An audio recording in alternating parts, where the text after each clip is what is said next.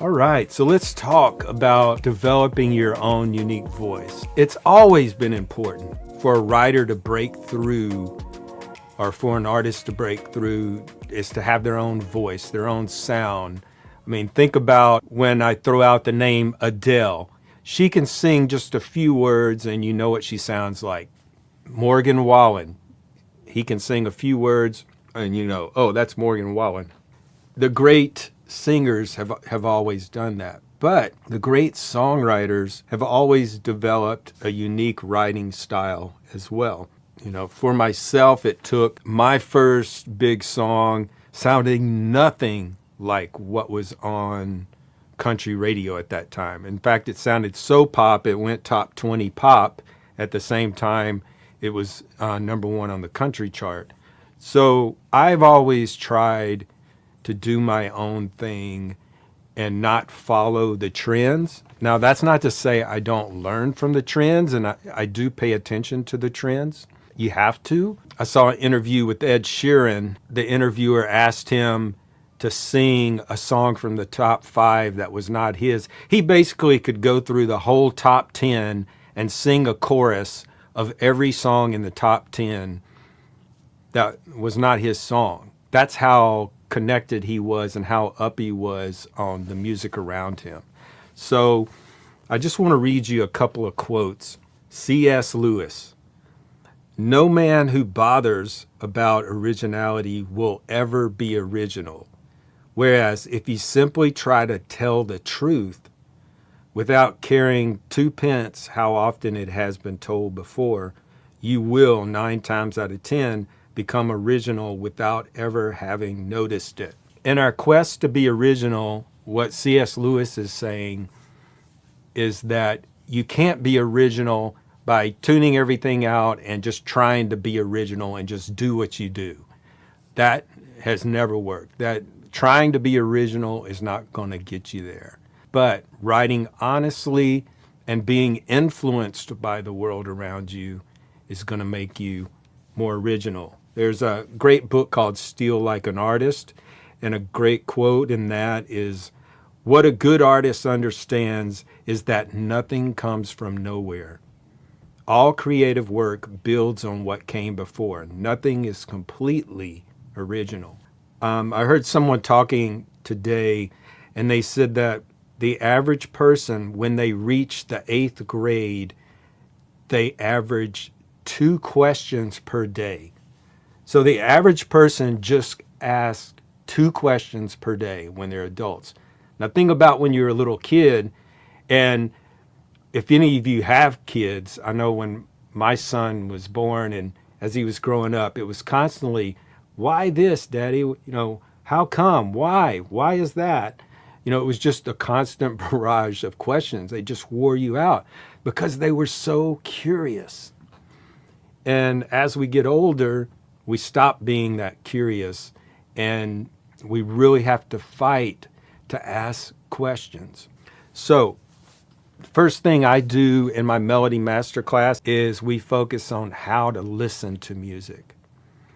And so this job of being original involves listening to music with an open mind and going, okay, how can I learn from what I'm hearing? What do I like about what I'm hearing? And can I take any of that and put it into my own writing? So you're looking for tools that you can put into your own writing. The way you hear music, the way you see music, and the tools that you decide to incorporate, that's part of what makes you original. Now, today, more than ever, we need to be original because of AI. AI is based on, okay, here's a formula we've come up with that people have done this and other writers have done this and these artists have done this. So a computer takes all that and spits out an approximation of it. The thing that humans do is that we take in all the beauty of music around us, all the music we grew up on, and our job is not just to put out an approximation of that. Our job is to go beyond that, take it to the next point, that we're looking for that beautiful magic that happens that's just beyond everything that's done before. And when we hit that spot, that's when people start noticing and go, wow, this is something fresh and different. So I want you guys to jump in here. I don't want to just talk for the hour, but I just want to show you a little bit of how I incorporate things into my writing. And this is kind of what we do in our masterclass every year, is when we listen to music, we go, that's a cool technique. I want to try it. So I've taken this further. I don't just borrow from music, but I'll get ideas from listening to interviews. For instance, I heard one of the guys in the band REM talk about how they asked him what he was up to lately, and he's like, well, I've really been fascinated with trying to create melodies that you play a chord and you sing a note, and that note stretches into the next chord. Even though I'm changing chords, I'm singing that same note, and it hangs over into the next chord. And so I hear that and I go, hangover notes. How can I write a song using that concept? And so any song I write is going to be uniquely different than what the guitar player in REM writes. So that's what's going to make us sticking. I'm not concerned with trying to sound like REM. I'm just concerned about this, or not concerned, but I'm excited about this hangover note theory. So one way, let me just demonstrate. I started playing around with that. Say we're in the key of G, and we're going down to an E minor, to A minor, to D. So I want to create a melody that starts on the G. Let's pick, it's gonna take forever. I'm gonna sing the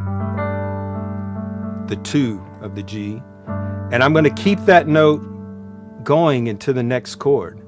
It's gonna take forever to get over you. Then I resolve it. Over you. Let's do it. Next chord.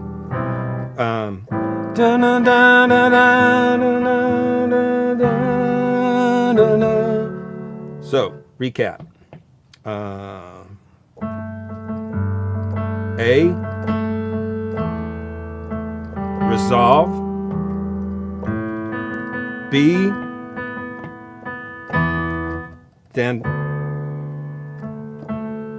sorry, I'm just kind of making this up on the fly, so I'm not going to play it perfect yet, but you get the idea. So these hangover notes create tension a lot of times going into the next chord.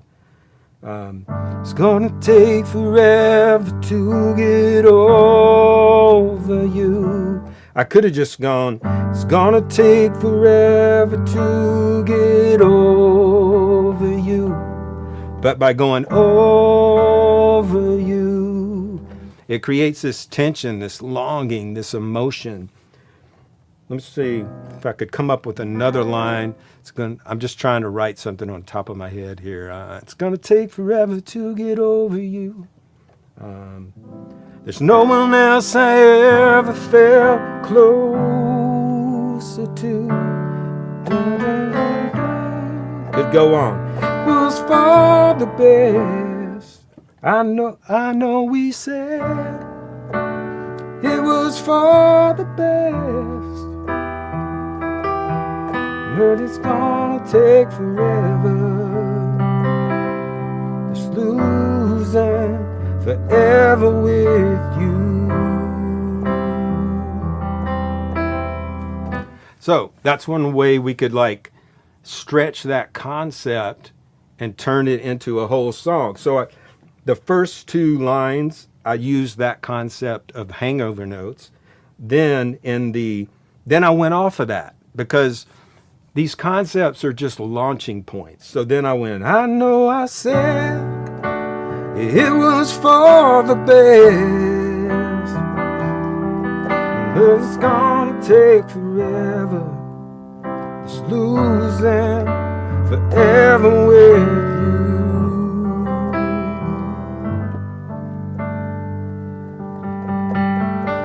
All right, so we hear something in music we like and we go, how can I take that concept and put it into my own music? We sit down right away and write. And we don't worry about the part about, oh, I've heard this a million times. That throws a lot of people off when you're,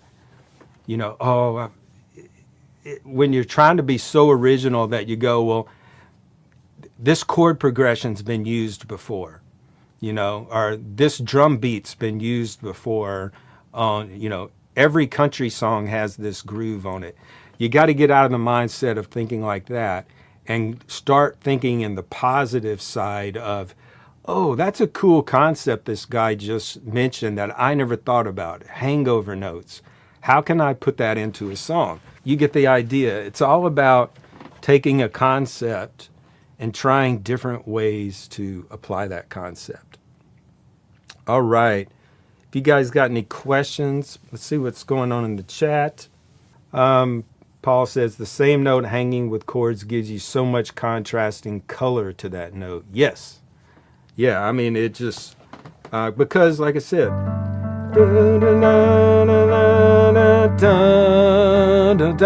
if I just went to a note in the next chord, that G, it's kind of boring. So, I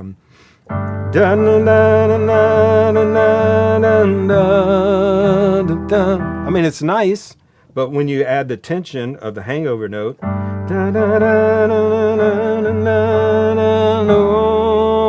over you,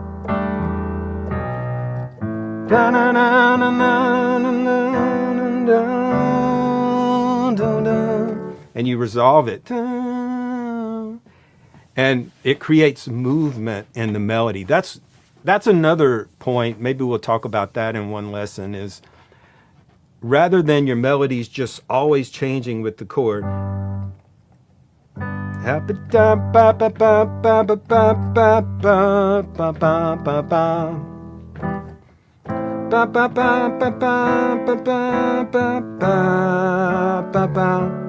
rather than sticking to those chord tones, we create movement with those tension notes. Get over you. So we're getting over you. Sorry. Over you. A to G. Creates that tension. I should write these things before I come on, so that I'm just so much a writer. I just like to do things in the moment. Yeah. No one says Billy Joel, Captain Jack. Yeah, that was a great melody. He was great. Keith says those suspensions are also fun for the singer. Yes. And that's what we want. We want singers to hear a song and go, I want to sing that. So by building in those tensions with those color notes, and we could do a whole lesson on color notes sometime. In fact, my advanced masterclass is all about the different scale tones and the different color tones.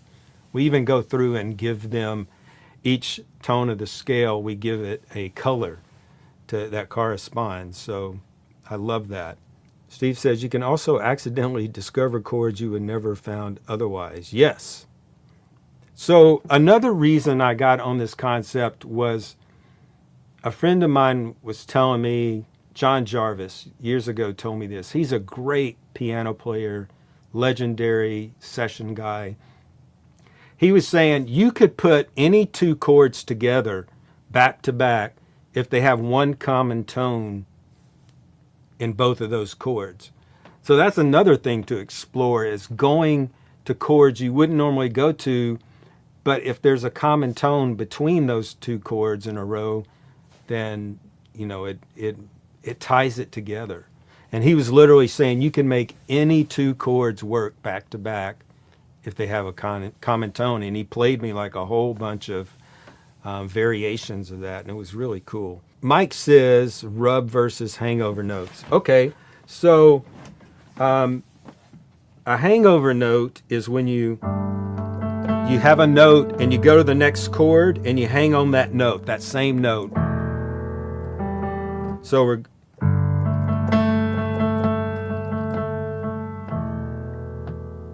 we hang on it. A rub is just simply a note that rubs in the chord. Let's see. And the day bleeds and the night falls. That Louis Capaldi song. Now the day bleeds and the night falls. Playing the wrong key. I think it's down here. Oh, that's it. Now the day bleeds and night falls. I call those half-step rubs.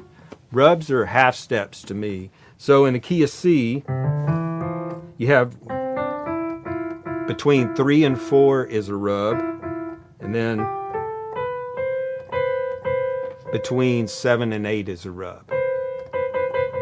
So those are the two spots that I consider rubs. James says this is interesting, kind of the opposite of Bruce Springsteen's Secret Garden, where he stays on the same chord arpeggio, but the bass changes and the melody changes. So for instance, if we have in the key of G,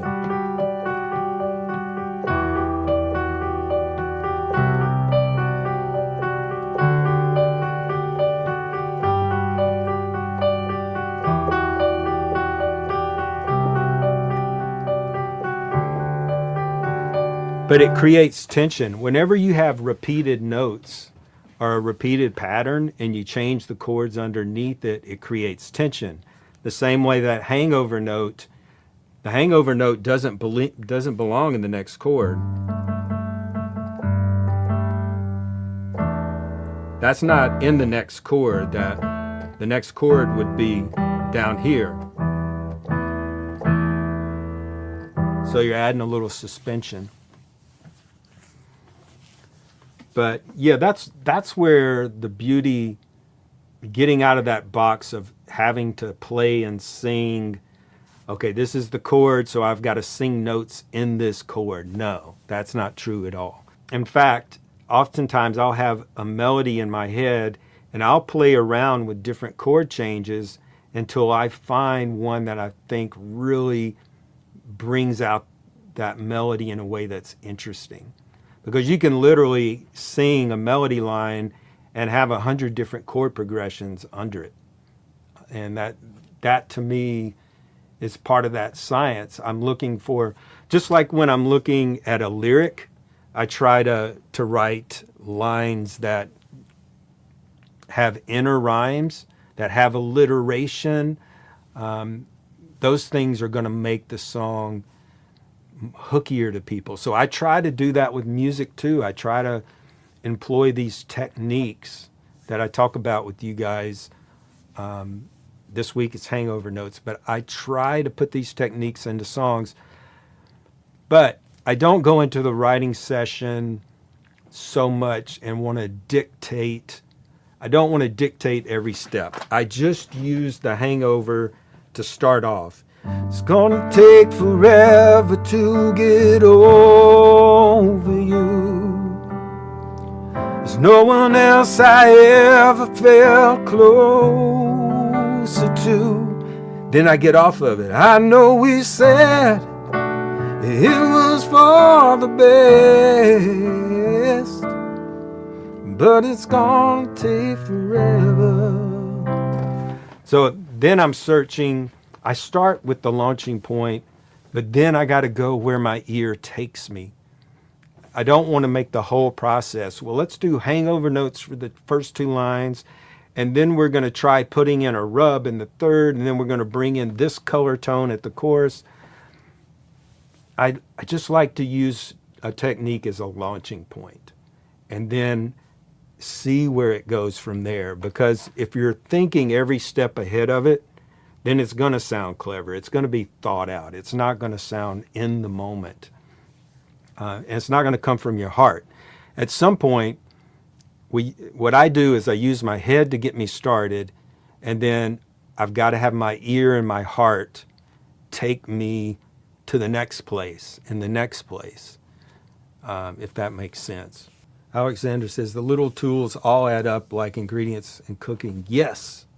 Yeah. If you're trying to cook a dish and all you have is salt, good luck. You know, you've got to have all the ingredients, and then how you put that together makes you an original chef. You can hand the same ingredients to 20 different chefs, and they're each going to give you back something that tastes different. And some people are going to taste amazing with just a few ingredients because they really know the skill of how to cook.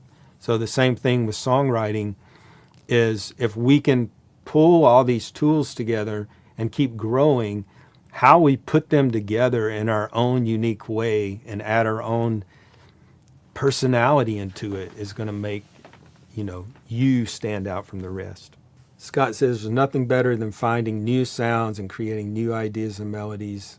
Yes. I mean, it's just fun. So that's the main point of being a songwriter, is you're doing this because you enjoy it. You're not doing it for the end result of, I have this amazing recording that a computer spit out.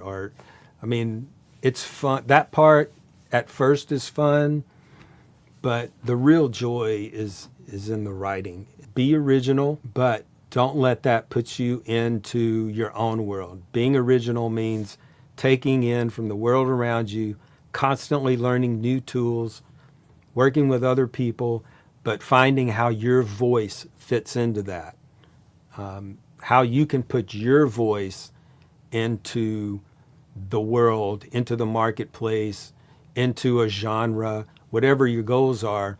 It always has to be, how do I fit into that? Not trying to be somebody else so that you fit into it. It's, how can I do what I do and figure out how to make that work? And if you stick to that plan, you're going to be golden. If you have any more questions, just shoot me an email, clay@songtown, and we'll see y'all later. Enjoy the rest of your day. Cheers. Hey, thanks for watching. If you appreciate the content, hit the subscribe button and help us grow. Shout out to Sweetwater Music. It's where Marty and I get all our musical gear. Great people. We'll see you guys around town. Right on.